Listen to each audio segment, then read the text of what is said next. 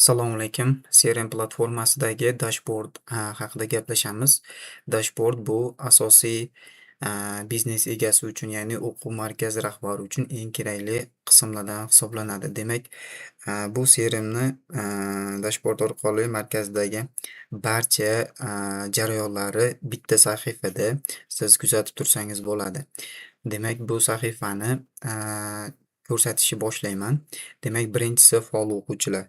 Demak, bu faol o'quvchilar hozirda faol o'qiyotgan o'quvchilar sonini ko'rsatadi. Misol uchun, hozir bizda mana 81 nafar faol o'quvchi mavjud.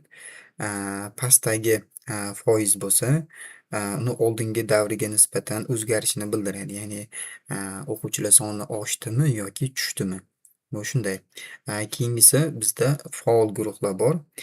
Bu bo'limda hozir darslar o'tayotgan yoki faol guruhlar sonini ko'rsatadi. Ya'ni hozirdagi mavjud faol guruhlarni ko'rsatadi. Bundagi pastdagi qism ham xuddi shunday, ya'ni guruhlar soni ko'paydimi yoki guruhlar soni kamaydimi. Demak, shu narsani faol guruhlardan ko'rsangiz bo'ladi. Demak, keyingisi bugungi darslar bu bugun rejalashtirilgan barcha darslar sonini shu yerda chiqadi. Administrator yoki rahbar kun davomida nechta dars bo'lishligini bir qarashda ko'rish mumkin. Misol uchun, bugun 10 ta dars bo'lishligi mumkin yoki 15 ta. Demak, bizda hozircha dars yo'qligi uchun bu bizda 0 turibdi. Keyingisi davomat qilingan. Demak, davomat qilingan.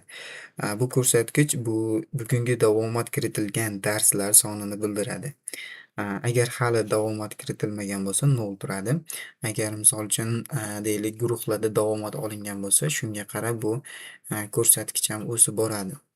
Keyingisi kutilayotgan xabarlar. Bu bo'limda javob berilishi kerak bo'lgan yangi xabarlar soni ko'rsatiladi. Administrator yoki menejer, ya'ni lidlar bilan ishlaydigan yoki xabarlar bilan ishlaydigan xodim shu yerdan, demak, bugun unga nechta xabar borligini ko'rib turishligi mumkin. Hop, keyingisi joriy to'lovlar. Bu demak, oy davomida amalga oshirilgan to'lovlar shu yerda ko'rsatiladi. Demak, miqdor jihatidan. Demak, barcha o'quvchida olingan to'lovlar shu yerda turadi. Keyingisi oylik tushum. Bu oyi umuman tushumni, ya'ni shu yerda aks etadi. Barcha to'lovlar avtomatik hisoblanadi. Ya'ni,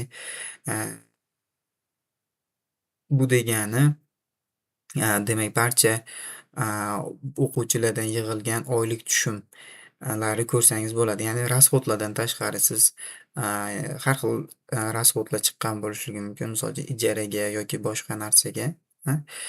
Undan tashqari va bu oylik sof foyda. Bu shu markaz barcha chiqimlardan tashqari topgan foydasi hisoblanadi. Bu shu yerda ko'rsatiladi. Hop, keyingisi demak, grafikalar. Demak, bu joydagi barcha grafikalari mana bunaqa, ya'ni ko'zga qulay grafikada ko'rish mumkin. Bu deylik, o'quvchilar soni ko'paysa, demak, tevaga chiqadi yoki pastga tushadi. Shu yerda o'zi summalarni ham ko'rish mumkin. Ya'ni shunaqa, bular barchasi grafika hisoblanadi.